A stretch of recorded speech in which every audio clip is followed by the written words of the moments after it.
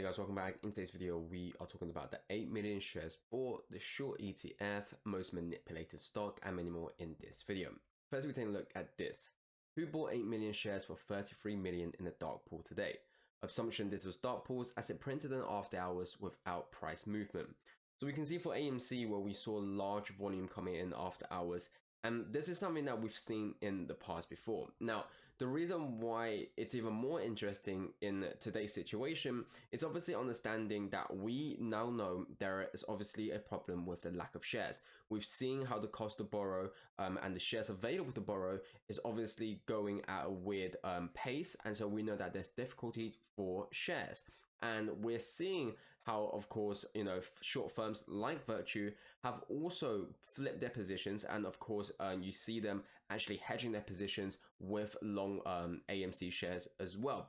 And now, the reason why when we talk about the dark pool, when we talk about the after hours, and we're relating this with institutions, is because people obviously understand that we've seen plenty of times where after hour shares, where dark pool prints have obviously not affected the price of AMC. And so when we see a large order like this, typically what would benefit AMC the most will obviously be seeing a large order like this going through normal hours, because that will have a positive impact. But if it's during a time where it doesn't actually positively impact AMC, it's very likely that it's done by an institutions who obviously don't want to see the price going up, but they still want AMC shares. We've seen this with Virtue, we've seen this with Citadel, and of course we're going to see it with other firms as well. And so it's very likely that this is the case, because when you take a look at something and you see what's going on, firstly, definitely on the list for around 2 weeks, give or take, we'll obviously take a look at the ETF, which is something that can obviously consist of AMC and GME, where we're seeing how this is actually used to also short AMC and GME, and how shares could obviously get reset as well. And when we do see the use of these ETFs actually go up, it's obviously showcasing the lack of shares available normally for just AMC and GME shares. And so this is already one example and indication of course, what's going on in the market right now, of understanding that shorts are still continuously trying to short AMC. However, the problem that they're facing right now is actually the difficulty to be able to locate shares and to actually short it. So we're seeing the usage from these sides going up, and we're seeing them buy into shares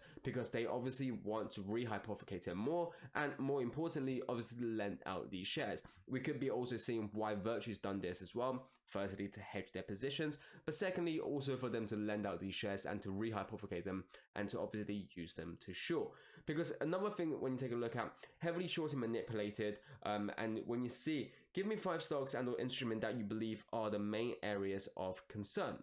And you can actually see AMC Entertainment to be at number 1, then GameStop, then Tesla.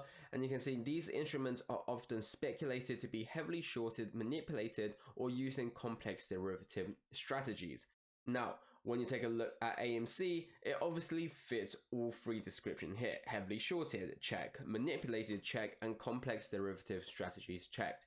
And there's a lot more that's obviously not talked about. When you consider the FTD issues, when you consider all these crypto tokens on AMC, when you consider the swaps. And so there's many other things that have not talked about, but you understand that they rank AMC as the most manipulated. And of course, following right after that is of course GME. And one of the biggest reasons for why we say AMC obviously manipulated more is because it's obviously got a cheaper market price than GME. And so it is cheaper, or rather easier, to create shares of AMC. And so in terms of the quantity of shares, obviously AMC has more because it is just cheaper than GME. But again, these two are obviously stocks that have been heavily manipulated by the same short sellers in order to suppress the price, in order to prevent the short squeeze from happening. Now, what we can see is how AMC is actually doing. So we're seeing people buying in. Now, regardless of what it actually is, it could be institutions who don't want to positively impact, or it could be actual people who wanted to buy AMC for the long term, kind of the long-term potential, the longevity of it. But what we know is that AMC is doing well. When you take a look at the yearly domestic box office, you can see that it actually passed 8 billion. Now, one thing that we obviously have to look at is the comparison. So obviously 2024 has not done more than 2023. But we have to remember, earlier this year, we were obviously affected by the strikes, and that's something that has definitely had a massive impact towards the box office. And one of the biggest reasons to understand why this year would have been better than last year is obviously, if you take a look, our Q4 was actually better than our Q4 of 2023 last year, which is obviously the fact that the writer strike has obviously didn't have that much of an impact into Q4 of 2024 than it did into the early quarters of 2024. When you take a look at the average box office, it's higher than last year. And so multiple factors are leading to the fact that if it weren't for a strike, AMC's, or rather the total box office, will obviously be at an even higher number. And that's what going into next year, we obviously have very high projections. We understand that AMC will definitely benefit a lot from the box office. And so whilst in comparison, we are not as good as last year, we have to understand there were, of course, circumstances that prevented that, and these circumstances are no longer here. So going into next year, we are going to be doing even better. So you can see, don't care and haven't cared about price in a long time. The frauds will be buying back 50% of shares for no less than 50,000 a share. Their fixed incomes and jobs will be vaporized. The actual floor is 250,000 a share. The crooks are already insolvent, but they keep playing yummy sticks with their body. And so, this is what we talked about, and it's about understanding what's happening right now. And so, everyone obviously have a different price target for the floor price. Some may be at 5,000, some may be at 10,000, and in this case, you can see Evan is saying 250,000. Now, until that time comes, we truly don't know how high it can go, because we know that, of course, there are billions of synthetics, but truly how many billions, truly to, the exact number, what is there, we don't know, but we know there's a lot. And so we can't actually give a price target without knowing how many synthetics they have created. What we can is obviously have a rough estimate, is to understand that the price will definitely be high when they have to buy back the billions of shares. Now, this is also to talk about why shorts are obviously afraid. You can see that we know they've created billions of shares. And we know that when they have to buy back these billions of shares, the price will obviously go up infinitely. And again, this is all depending on where obviously people sell. And so the retail know that, the institutions know that. And they know that the retail will try and make as much as possible. So they're obviously worried, and that's why they're continuously suppressing. And something that's worrying is that you'll see more banks collapse in 2025 than any other year in US history. And you'll be written about for decades. Get your popcorn ready and bookmark this tweet. Now, the reason why we say this is because of multiple things. So firstly, what we can see is the example with Credit Suisse, and this is where it is. Swiss lawmakers call for stricter oversight of the financial sector after they're investigating the collapse of Credit Suisse, casting an unflattering light on authorities while pinning the blame on the bank's implosion primarily on its managers. So that's what they're saying is the problem. But what we know is that that's definitely not the case. We know they took up extremely toxic swap positions that obviously blew up in their face. Now, to understand this further, something else that's also as worrying as this is obviously the trillions of derivative positions that some of the banks have opened up.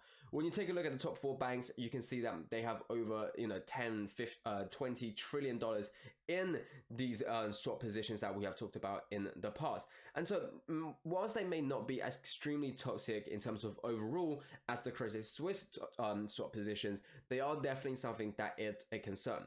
So if something can take down Credit Suisse, and we're seeing it on an even bigger scale, you can see why we can be looking at the bank's collapse in 2025. Another reason is understanding that the reverse repo. So you can see this is something that is quite major. The reverse repo is under $100 billion. We're seeing it at 98. Now, like I said, this is something that was eventually bound to actually happen, and it's actually happening right now, where the reverse repo is below 100 billion. Like I said, going into next week, going into the next month, potentially we can see it above 100 billion again. But the very fact it has actually gone below and it's hit the 98 right now shows us what it's happening.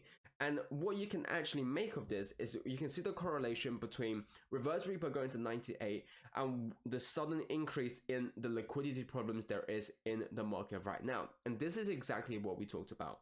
When the reverse repo goes to 0, we're going to be definitely seeing the illiquidity problem that has been highlighted on this channel for a very long time.